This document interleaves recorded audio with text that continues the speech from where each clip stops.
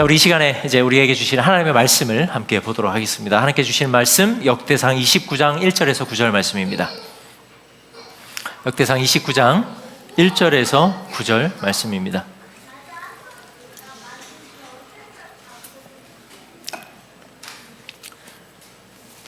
우리 다 같이 몸이 불편하지 않으시면 자리에서 일어나셔서 우리 역대상 29장 1절부터 우리 9절 말씀을 함께 봉독하도록 하겠습니다. 1절부터 한 절씩 교독하시고 우리 9절은 같이 합독하도록 하겠습니다. 이제 우리는 살아계신 하나님의 말씀 앞에 섭니다. 다윗 왕이 온 회중에게 이르되 내 아들 솔로몬이 유일하게 하나님께서 택하신 바 되었으나 아직 어리고 미숙하여 이 공사는 크도다. 이 성전은 사람을 위한 것이 아니요 여호와 하나님을 위한 것이라. 내가 이미 내 하나님의 성전을 위하여 힘을 다하여 준비하였나니 곧 기구를 만들 금과 은과 놋과 철과 나무와 또 만호와 고석과 채석과 다른 모든 보석과 성전을 위하여 준비한 이 모든 것 외에도 내 마음이 내 하나님의 성전을 사모함으로 내가 사유한 금, 은으로 내 하나님의 성전을 위하여 드렸노니 곧 오빌의 금 3,000 달란트와 순은 7,000 달란트라. 모든 성전 벽 입히며 금, 은 그릇을 만들며 장인의 손으로 하는 모든 일에 쓰게 하였노니 오늘 누가 즐거이 손에 채워 여호와께 드리겠느냐 하는지라. 이에 모든 가문의 지도자들과 이스라엘의 모든 지파의 지도자들과 천부장과 백부장과 왕의 사무관이 다 즐거이 드리되 하나님의 성전 공사를 위하여 금 5,000 달란트와 금 10,000다릭, 은 10,000 달란트와 놋 18,000 달란트와 철 100,000 달란트를 드리고 보석을 가진 모든 사람은 게르손 사람 여히엘의 손에 맡겨 여호와의 성전 곳간에 드렸더라. 우리 9절 같이 읽겠습니다. 백성들은 자원하여 드렸으므로 기뻐하였으니 곧 그들이 성심으로 여호와께 자원하여 드렸으므로 다윗 왕도 심히 기뻐하니라. 아멘. 자리에 앉으시겠습니다. 우리가 흔히 알고 있는 우리 몸과 우리 정신에 많은 영향을 끼치는 세 가지 신경세포가 있습니다. 그 신경세포 중에 우리가 대표적인 것 두 가지를 먼저 좀 말씀을 드리면은 도파민하고 세로토닌입니다. 자, 먼저 우리가 도파민하고 세로토닌은 사실 굉장히 많이 들어봤었던 이제 세포인데 도파민과 세로토닌의 차이점을 아마 잘 아시리라고 생각을 합니다. 그래서 간단하게 좀 차이점을 좀 설명을 드려보겠습니다. 우선 도파민은 인간의 신경계에 가장 유명한 신경 전달 물질 중에 하나입니다.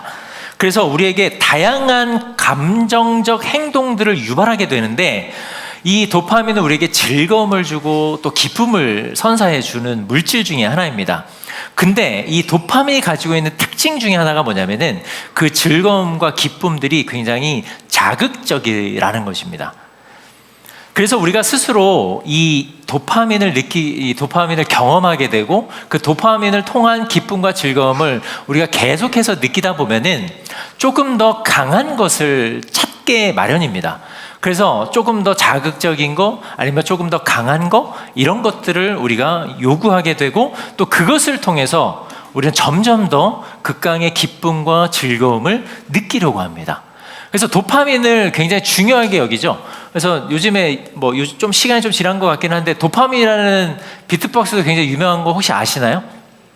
아시나요? 아무도 모르시나요? 그런가요? 아무도 모르시나요? 도파민이라는 비트박스 아무도 모르세요? 우진이 알아? 할 줄 알아? 한번 보여줘. 제가요 사실 비트박스 굉장히 좋아하거든요. 그래서 네? 보여드릴까요? 마이크가 없어서 제가 지금 못하겠는데 그래서 제가 기분이 좀 다운될 때 제가 도파민을 굉장히 많이 듣습니다. 그래서 이제 나쁜 거 아니니까 사탄의 음악은 아니잖아요. 그래서 들으면요 심장이 이제 막 뛰기 시작을 하죠. 여러분 한번 혹시 비트박스 관심 있으신 분은 유튜브 검색하셔가지고 도파민을 꼭 한번 들어보시면 좋겠어요. 유진이 잘하네? 그렇게 입이 계속 움직이더라고요. 자, 아무튼 도파민은 점점 더 자극적인 것을 요구를 합니다. 근데 이와는 다르게 세로토닌은 좀 다르죠. 세로토닌은 우리의 뇌를 통해서 우리를 어떻게 변화시키냐면은 우리의 마음을 조금 안정시킵니다. 우리의 좀 약간 업된 그런 마음들을 좀 이렇게 캄다운 시켜주고 또 불안함들을 안정시켜주는 이 세포가 바로 이 세로토닌인데, 이 세로토닌이 관여하는 것들이 굉장히 많습니다. 우리 마음 가운데. 그래서 사실 욱하는 마음들이 생기기도 하는데, 그 욱하는 마음에 갑자기 이성의 시간이 찾아오게 하게 만드는 것이 바로 이 세로토닌인데, 이 세로토닌이 없으면 그래서 어떠한 일이 벌어지냐면은 이제 좀 극단적인 선택을 많이 하게 되죠. 사람이 이제 마음이 어렵게 되고 또 그런 어려움 가운데 점점 더 이제 이상한 생각들을 하게 되고, 그래서 이제 좀 안타까운 선택들을 하게 되는데, 결국엔 이 세로토닌이 부족하게 되면 우울증, 공황장애 뭐 이런 식으로 이제 발전이 된다라고 합니다. 따라서 세로토닌은 도파민과는 다르게 어떤 극강의 쾌감보다는 자극적이지 않은 기쁨, 즐거움. 근데 그 자극적이지 않다라는 것은 결국엔 우리의 마음에 평안, 아주 평안한 가운데 찾아오는 기쁨과 즐거움을 주는 세포라고 우리가 이해를 하면 될 것 같습니다. 제가 두 가지를 말씀을 드렸잖아요. 그리고 마지막 하나를 또 말씀을 드리려고 하는데, 아마 미로뉴런이라는 세포질을 아마 들어보신 분이 있으실 겁니다.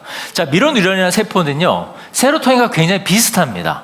세로토닌과 굉장히 비슷한데 두 세포는 사실 직접적인 연관성은 전혀 없습니다. 전혀 연관성은 없는데, 세로토닌과 미로뉴런은 직접적인 연관성은 없지만 간접적인 연관성이 있습니다. 왜냐하면요, 둘 다 사회적인 행동을 하는 데에 우리가 어떠한 말을 하고 행동을 하게 되는지 결정지어주는 세포들입니다. 또 하나는 우리의 감정, 그리고 우리의 감정 조절, 어떤 공감하는 능력, 그리고 자기 자신에 대한 이해까지도 바로 이 미로뉴런이 감당하고 있는 것인데, 이것이 높은 사람들은 좀 고차원적인 기쁨과 즐거움을 누릴 수 있다라고 이야기를 합니다.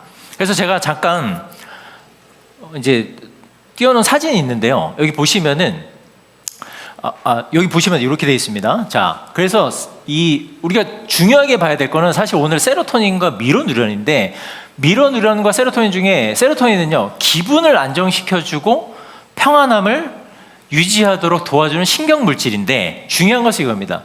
우리를 안정되게 만들어주고 차분하게 만들어준다는 것.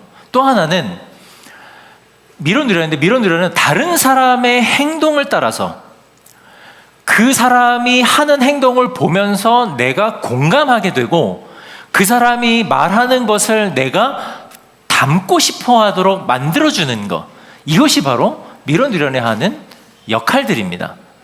결국에는 우리가 이 세 가지 물질, 오늘 제가 말씀드렸던 이 세 가지 물질 중에서 오늘 본문을 보면요, 우리가 사실 1절부터 19절까지를 다 읽어야 되는데 제가 1절부터 9절만 읽었습니다. 그런데 이 1절부터 19절의 내용을 보면요, 다윗과 백성들에게 나타나는 신경세포 물질 두 가지가 있습니다. 그게 바로 세로토닌과 미로뉴런이라는 세포질이 다윗과 백성들의 모습을 통해서 우리가 확인할 수 있게 됩니다.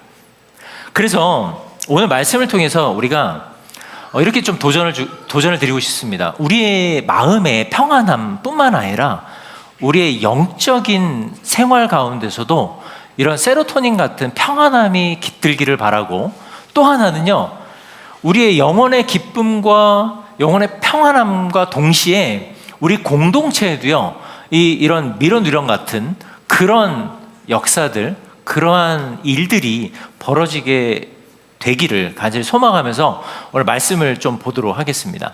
이 두 가지 신경세포 물질을 해서 꼭 기억을 하시면서 말씀을 한번 보겠습니다. 먼저 우리가 역대상 28장 앞장입니다. 28장과 뒤에 빼주셔도 됩니다. 29장은 다윗의 통치기간이 총 40년이었습니다. 다윗의 통치기간 총 40년을 결산하는 그런 어떤 내용들이 28장과 29장에 기록이 되어 있는데, 앞서서 다윗은 여러 방백들에게 명령을 합니다.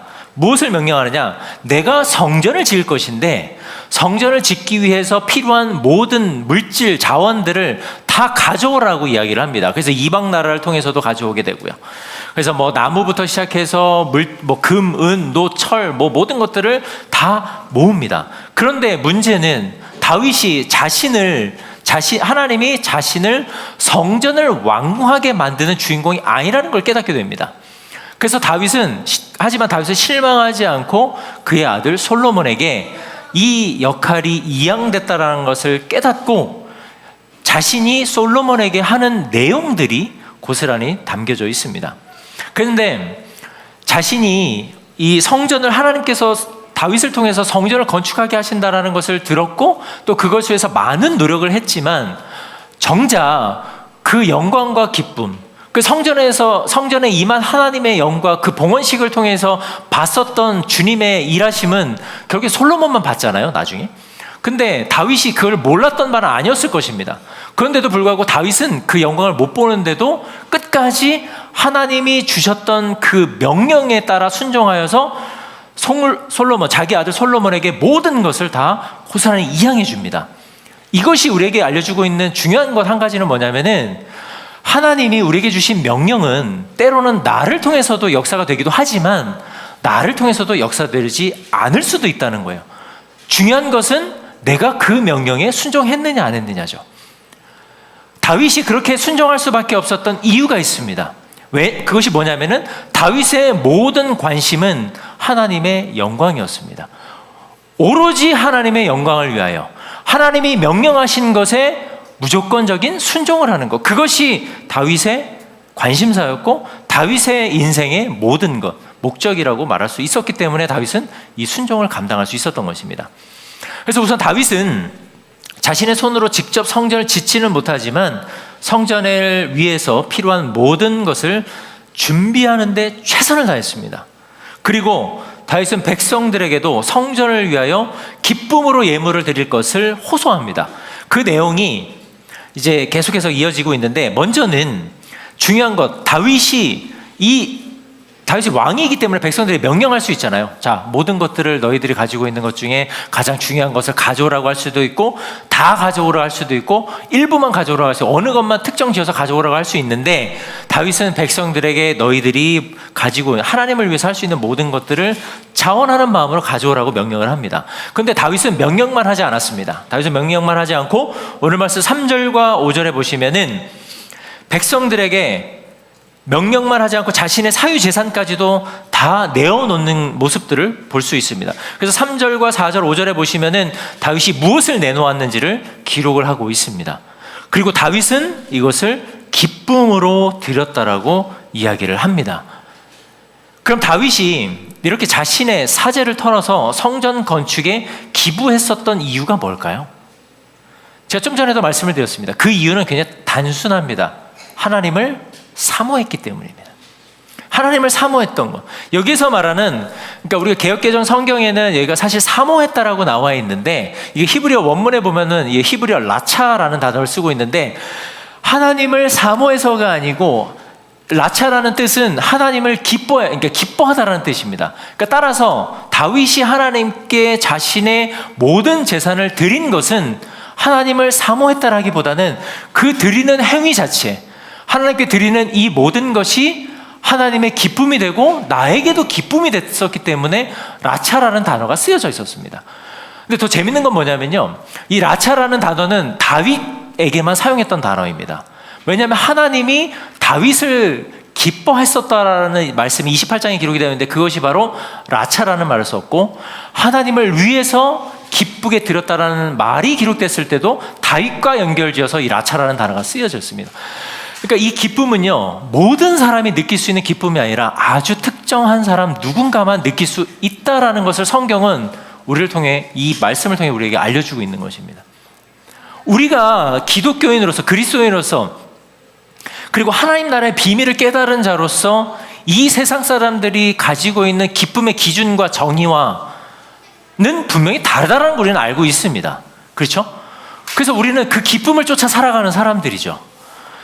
그래서 세상의 기쁨이 아닌 하나님 나라를 위하여, 나의 만족과 나의 기쁨, 나를 위한 것이 아닌 하나님의 영광을 위한 것을, 하나님의 영광을 위해 우리는 살아가는 자들입니다.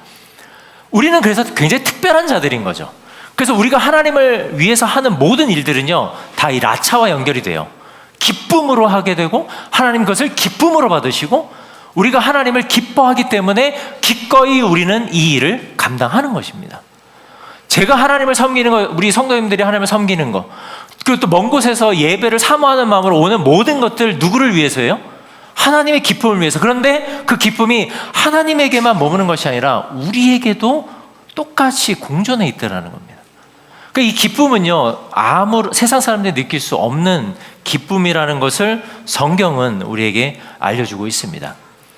그래서 이것이 무엇을 의미하느냐? 하나님은 다윗을 기뻐하셨고, 또 하나님은 그 정직함, 자원하는 마음으로 드리는 것, 하나님께 정직하게 순종하는 그 정직함을 굉장히 기쁘게 여기신다라는 것을 우리에게 알려주고 계십니다.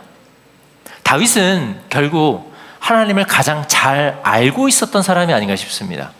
가장 예민하게 하나님이 어떠한 분이신지를 깨닫고 그 하나님이 무엇을 원하시는지를 알아서 그 하나님의 뜻대로 순종하는 자, 그것이 바로 다윗의 삶 전체였다라고 생각이 됩니다.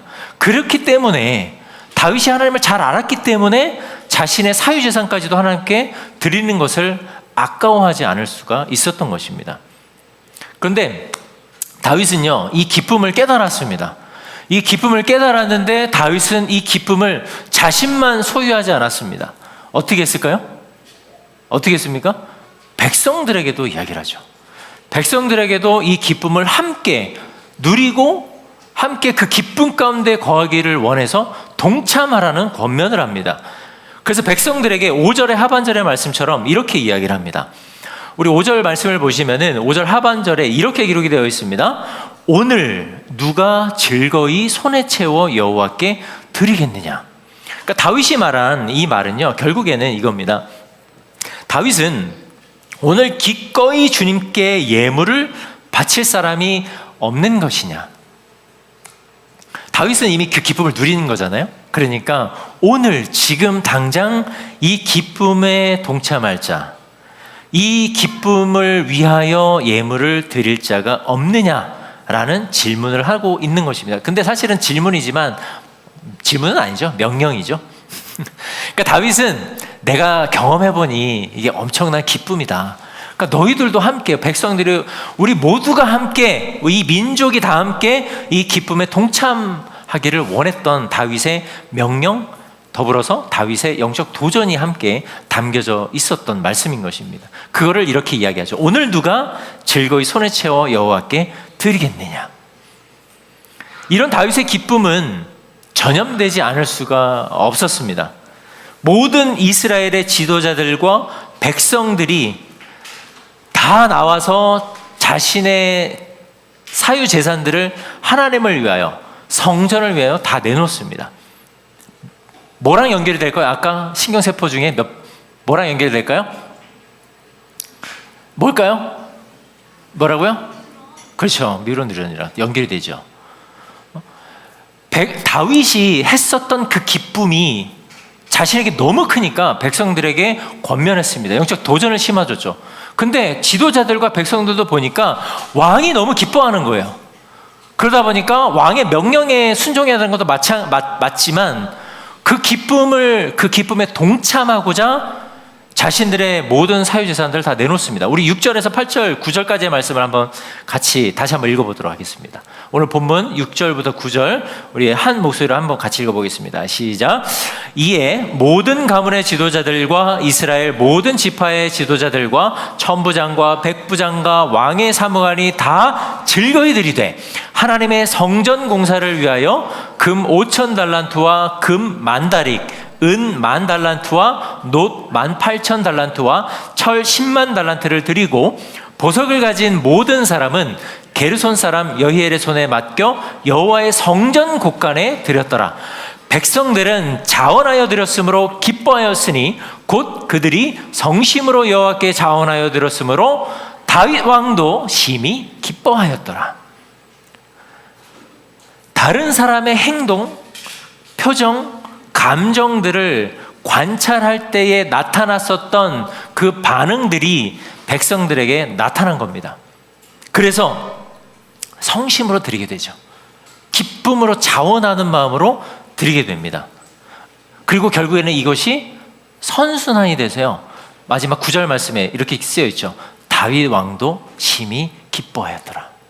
자신이 하나님을 기뻐해서 그리고 하나님을 사랑해서 드렸던 그 기쁨이 백성들에게 전해졌는데 다시 그에게 기쁨이 되었다라는 것입니다.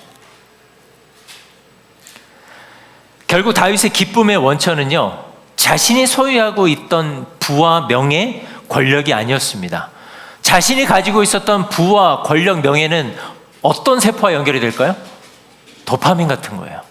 그래서 계속해서 전쟁을 해서 승리를 하게 되고 전리품을 취해서 자신의 부와 권력을 더 강화시키는 거죠.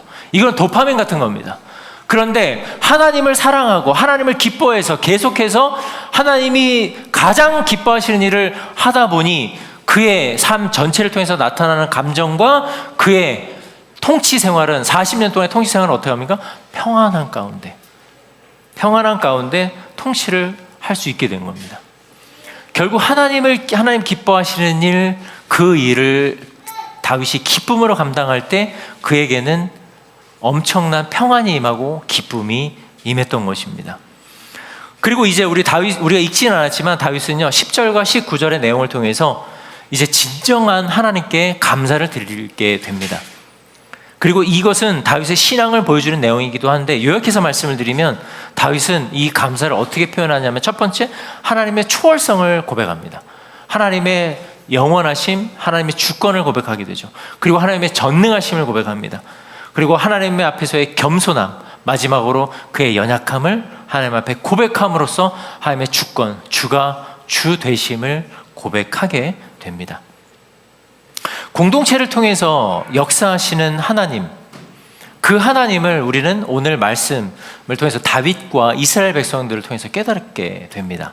왜 하나님은 이 이스라엘 백성들, 특히 다윗을 통해서 이 일을 이루셨을까요?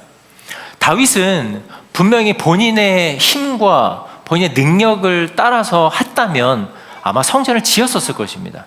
그런데 짓지 못하죠. 짓지 못했는데 본인이 중간에 포기해야 되는 상황이 됐습니다. 그 영광을 바라보지 못하게 된 거죠. 그래서 자신의 아들 솔로몬에게 다 이양을 했습니다. 분명히 그에게는 자신이 어떻게 해야 더 큰 기쁨을 누릴지를 잘 알고 있었는데 그에게는 그것이 중요하지 않았습니다. 왜요? 뭐 때문일까요? 그보다 더 큰 기쁨을 다윗은 깨달았기 때문입니다. 무엇이 진짜 기쁨인지, 어떤 것이 진정한 고차원의 즐거움이고 기쁨인지를 깨달았기 때문입니다. 이 공동체를 통해서 역사하시는 하나님도 저는 동일하다고 생각을 합니다. 이 땅에 있는 교회들이 어떤 특정한 누구 한 사람을 통해서 만약에 공동체가 세워지고 무너지고 한다면 그것은 이단이에요. 그것은 종교입니다. 하지만 주의 몸된 교회는 그렇지 않습니다. 한 사람을 통해서 공동체가 건강해지거나 무너지는 것이 아니라 교회는, 주의 몸된 교회는 모든 사람들이 함께 모였을 때에 비로소 건강하게 세워져 갑니다. 그래서 혼자 아둥바둥 열심히 노력하고 혼자 무언가를 이루어내려고 해도 되지 않는 것이 바로 교회 사역들이에요. 그런데 겸손하게 하나님이 무엇을 원하시고 기뻐하시는지를 깨달아서 그 일을 신실하게 성심을 다해서 감당할 때에 우리가 알 수도 없는 역사들이 일어나게 되는 것. 그러니까 하나님의 신비는 결국에 우리가 함께 했을 때 그 신비로운 역사들이 나타나게 된다는 것입니다. 이것을 우리가 깨달았기 때문에 지금 이 자리에 함께 모인 거라고 저는 생각을 합니다. 이제 16번째, 오늘 예배가 이제 16번째죠. 16번째, 이제 4주, 4달 된 것 같아요. 4월 6일부터 예배를 드려서 16번째 예배가 됐습니다. 16번째 예배를 드리기 이전에 아무런 계획도 없고 막막한 상황이죠. 앞으로도 사실 막막합니다. 그런데 우리 애주야 철치 가족분들이 어떤 마음으로 오셨는지 하나님이 가장 잘 아시고요. 그리고 그 고백 가운데에 우리가 모두가 동일하게 고백하는 건 뭐냐면 기대라는 거죠. 소망이라는 거잖아요. 근데 저 혼자 이 일을 하는 것이 아니라 우리가 함께 하고 있기 때문에 그 기대와 소망이라는 것을 품을 수가 있게 되는 것입니다. 예배를 처음에 드릴 때 아시겠지만 아무것도 없었고 어디서 예배를 드릴지도 사실 막막한 상황이었는데 하나님이 결국에는 누구를 통해서 누구를 통해서 모든 지금 이렇게 예배를 드릴 수 있는 상황이 된 거. 결국에 우리가 함께 하나님이 무엇을 기뻐하시는지를 깨달아서 그 일을 도모했기 때문에 하나님이 우리에게 주시는 은혜라고 생각을 합니다. 따라서 오늘의 말씀의 제목처럼 우리가 함께 할 때 우리는 함께 변화됩니다. 누군가 한 사람의 영향력을 통해서 한 사람이 변화되는 것이 아니라 우리는요, 앞으로도 함께 하나님을 감당할 때 우리 모두는 함께 변화될 것입니다. 그래서 이 일을 위해서 우리가 세 가지를 기억하기를 원합니다. 첫 번째는요, 우리가 공동체를 위해서 중요한 거 한 가지가 있습니다. 내가 할 수 있는 한입니다. 내가 할 수 있는 한 최선을 다해서 동참하는 겁니다. 자, 첫 번째는요, 공동체를 위해 내가 할 수 있는 한 최선을 다해 동참하는 것, 참여하는 것. 이거는요, 단순히 얼굴만 비추는 그런 참여가 아닙니다. 아니면 어떤 도장만 찍으려고 하는 어떤 그 출석의 의미가 아닙니다. 이거는 그런 수준의 것이 아니라 내가 하나님 사역에 동참하는 주체가 돼서 참여하는 겁니다. 그러니까 우리가 이제 다음 주에도 함께 모일 텐데 뿐만 아니라 모든 모임에, 모든 사역에 우리가 동참해야 되는 건요, 내가 주체이기 때문이에요. 그냥 누구 눈치 봐서 목사님 때문에 누구 뭐 순장님 아니면 누구 때문에 누구 뭐 집사님 때문에 이렇게 참여하는 게 아니라 눈치 보면서 참여하는 게 아니라 내가 주체이기 때문에. 그렇죠? 우리 사실 다 주체잖아요. 만약에 우리 예배 드리는데 우리 반주자님 없고요, 재관이 세라 없고요, 우리 재관이 없고 우리 이네스 없으면 혼자 다 해야 돼요. 저 혼자 다 할 수 있어요. 제가 나 알지? 제가 다 혼자 할 수 있을까요? 못해요. 이제 못합니다. 물론 할 수는 있겠죠. 그냥 뭐 어거지로 이렇게 할 수는 있겠지만 못하죠. 하지만 함께 하는 것, 우리 애조처치 가족 모든 분들이 주체가 되셔서 이 예배를 섬기기 때문에, 얼굴을 비추시고 동참하기 때문에 이 예배를 하나님께 드릴 수 있게 되는 겁니다. 그래서 첫 번째 권면입니다. 우리가 할 수 있는 한 최선을 다해 하나님의 일에 동참하는 겁니다. 이것은 내가 주체이기 때문에 내가 이 공동체의 구성원으로서 해야 될 마땅한 사역이라는 것을 꼭 기억하시기를 바라겠습니다. 단, 나의 이름이 드러나지 않아도 하셔야 됩니다. 내가 원하는 방향대로 흘러가지 않아도 순종하셔야 됩니다. 내 이름이 드러나지 않고 내가 한 공로가 사라져도 하셔야 되는 것입니다. 우리는 나를 위한 것이 아니고 어떤 특정 누구를 위한 것도 아닙니다. 오직 하나님을 위해서 우리가 이 사역을 감당하는 것이기 때문에 이유 불문하여 우리는 늘 기쁨으로 최선을 다해 주체의식을 가지고 이 사역에 참여해야 된다는 것, 첫 번째 권면을 드립니다. 두 번째는요, 공동체를 위해서 내가 할 수 있는 한 최선을 다해 몸과 마음으로 섬기는 것입니다. 섬김은요, 단순히 일하는 것이 아닙니다. 섬김은 하나님 앞에서 다른 사람들을 귀하게 여기는 섬김의 표현입니다. 그러니까 섬김 자체를 우리가 일로 생각을 하면 사실은 할 수 없죠. 우리가 예배를 준비하는 것, 우리가 예배를 드리는 것, 모든 것은 하나님을 섬기는 것입니다. 그렇죠? 그러니까 하나님을 사랑하기 때문에, 하나님을 기뻐하기 때문에, 하나님이 그것을 가장 기쁘게 여기시기 때문에 우리는 하나님을 섬기는 겁니다. 그러니까 예배를 섬기는 이 모든 일들은 결국에 무엇을 위한 것이냐? 하나님 앞에서 다른 모든 것들을 귀하게 여기기 때문에 우리가 이 섬김을 감당하는 것인데, 만약에 제 안에 예배를 준비하는 시간들이 기쁨이 사라지고 이것이 일로 여기게 되면 아마 저는 못할 것 같아요. 왜냐하면요, 돈도 안 되죠. 힘들죠. 괴롭죠. 내 마음에 있는 어떤 어려움을 누구랑 논하지도 못해요. 제 마음을, 제 속에 있는 것들을 다 끄집어내서 논할 사람이 이 세상에 존재하지 않습니다. 그런데 직장 생활하면요, 끝나고 나면 뭐 동료들이랑 풀 수도 있고 뒷담화도 하고 뭐도 하고 다 할 수 있잖아요. 풀 수 있잖아요.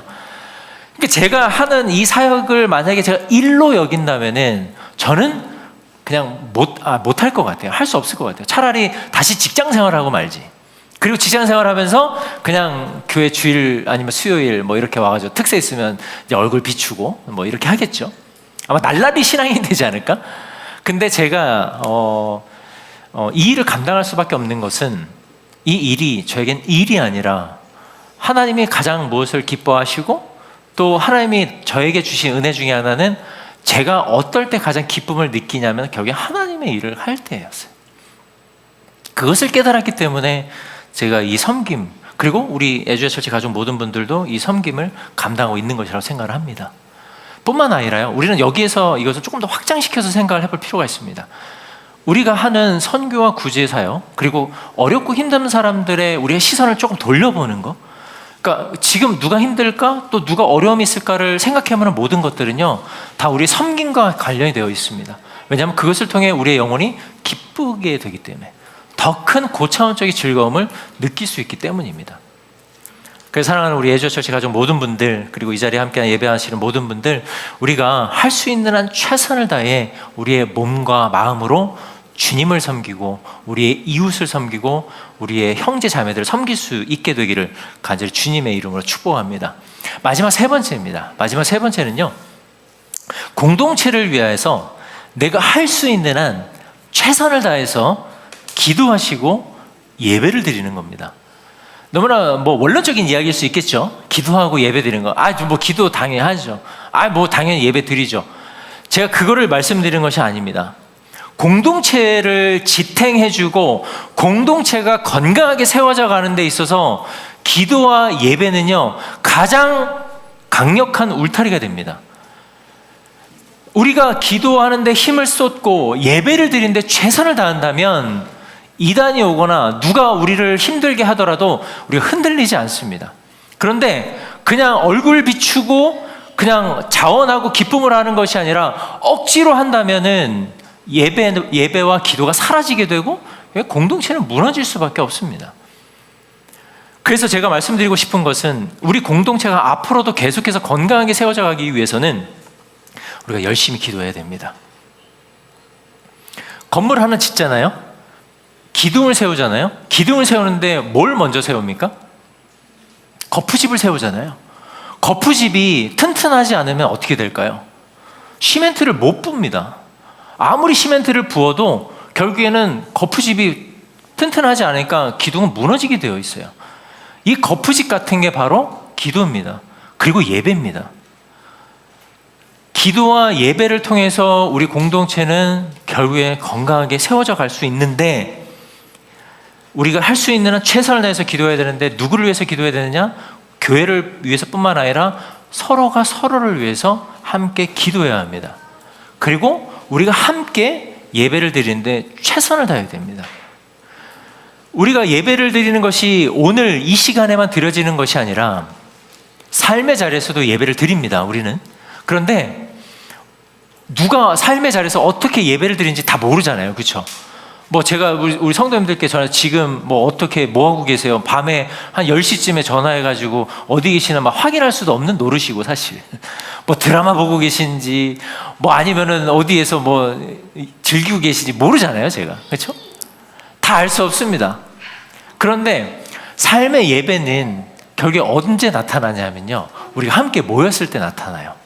함께 모였을 때, 한 주간의 삶의 예배는 결국에 이 자리에 우리가 함께 모여서 함께 예배를 드릴 때 그 사람의 영적인 영향이 우리에게 흘러오는 거죠.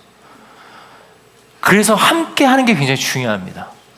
그래서 우리가 함께 예배 드리고 함께 기도하는 거 굉장히 중요하다는 거. 그래야 우리가 함께 변할 수 있지 않겠습니까? 뭐 저만 열심히 한다고 해서, 아니면 누구 특정 한 분만 열심히 한다고 해서 되지 않죠. 우리가 그래서 마지막 세 번째 권면이었습니다. 우리가 서로 함께 할 수 있는 최선을 다해 기도하고 예배하는 것, 이것이 우리에게 굉장히 중요하다는 사실을 꼭 기억하시기를 간절히 소망합니다. 그래서 공동체를 사랑하신다면 더 기도하시고, 공동체가 앞으로 더 건강하게 세워져 가기를 원하신다면 삶의 예배를, 한 주간의 묵상의 삶을 절대 소홀히 하지 않으시기를 주님의 이름으로 축복합니다. 그래서 우리가 각자 한 사람 한 사람이 하나님 앞에서 기도하고 예배하는 삶을 살아감으로 말미암아 우리 공동체가 영적인 하나가 되고 영적인 참 기쁨을 나누며 변화되어가는 그런 공동체가 되면 좋겠습니다. 그래서 누군가가 왔을 때요, 그런 이야기를 한번 이제 저는요, 사실 공동체가 뭐 가족 같아요, 뭐 너무 따뜻해요, 이런 거 저 사실 잘 모르겠습니다. 뭐 그냥 제가 뭐 잘 모르겠어요. 솔직하게 말씀드리면 어떤 게 가족 같은 거고 어떻게 따뜻한 건지 잘 모르겠어요. 이렇게 뭐 뭘 잡아주고 안아줘야 따뜻한 건지, 아니면 뭐 어떻게 진짜 가족처럼 하는 게 우리 집에 데려가서 같이 잠을 자야지 따뜻해지는 가족 같은 건지 잘 모르겠는데, 그런 추상적인 뭐 가족 같은 교회, 따뜻한 교회가 아니라 그 교회 가면은 모든 분들이 마음을 다해 전심을 다해 예배를 드리는구나 라는 것이 전달되면 좋겠고요.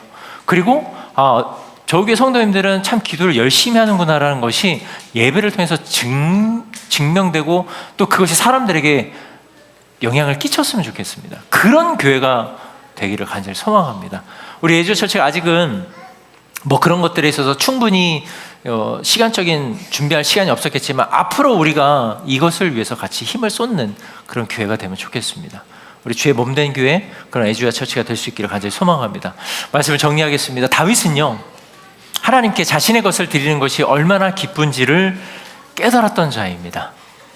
그 기쁨은요, 잠깐 쾌락을 쫓는 도파민 같은 것이 아니라 계속해서 감사와 만족을 느끼게 하는, 그리고 그의 마음에 영적인 기쁨을 누리는 세로토닌 같은 거였습니다.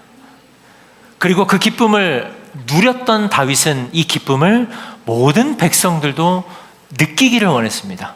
그래서 백성들은 다윗을 보며 똑같은 기쁨을 누렸습니다. 공동체를 위해 내가 헌신하는 것, 그리고 나의 것을 기쁨으로 자원하여 하나님께 드릴 때 찾아오는 그 기쁨, 그 순간들, 이 모든 것들은요, 한순간에 다가오지 않습니다. 그래서 오늘 말씀을 기억하시면서 우리가 꼭 마지막으로 권면드리고 싶은 것은, 우리는 계속해서 이 일을 꾸준히 이어나가야 된다는 것입니다. 단 한 번의 섬김, 단 한 번의 헌신을 통해서 우리는 그 기쁨을 누릴 수 없습니다. 그 세로토닌 같은, 미로뉴런 같은 기쁨을 우리는 느낄 수 없습니다. 만약에 단 한 번의 헌신과 섬김을 통해서 느끼는 기쁨은요, 도파민 같은 거예요. 그래서 그 기쁨과 도파민이 사라지고 나면 때로는 내가 왜 그랬지? 내가 굳이 그렇게까지 해야 됐었을까라는 후회가 남게 되는 거죠.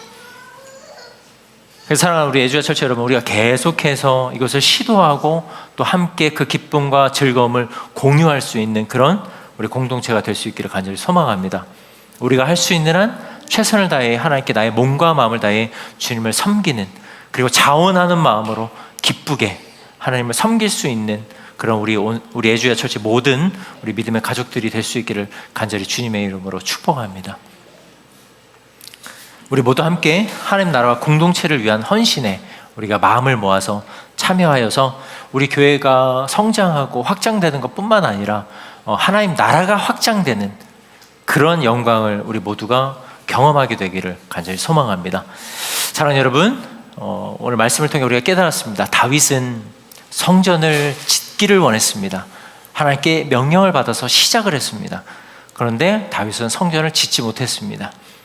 하나님을 향한 헌신의 공동체, 그렇지만 다윗은 더 큰 것을 깨달았죠. 그것이 바로 자신의 헌신을 통해 공동체가 어떻게 변화되어지고 이스라엘 민족이 어떠한 기쁨과 즐거움을 누리게 될 수 있는지, 어떻게 보면은 하나의 문화를, 하나의 가치관을 다윗은 자신의 헌신과 섬김을 통해 이스라엘 백성들에게 이식시켜 주었습니다. 그것은 단순한 어떤 자신의 기쁨, 영광을 위한 것이 아니라 오직 하나님의 임재를 준비하는 것이었습니다. 우리도 그 하나님의 임재를 준비하고 하나님의 다시 오심을 우리가 준비하는 백성으로서 우리가 이 기쁨과 즐거움을 소멸하지 않고 계속해서 키워나갈 수 있고 확장해 나갈 수 있는 그런 살아있는 믿음의 공동체가 될 수 있기를 간절히 소망합니다.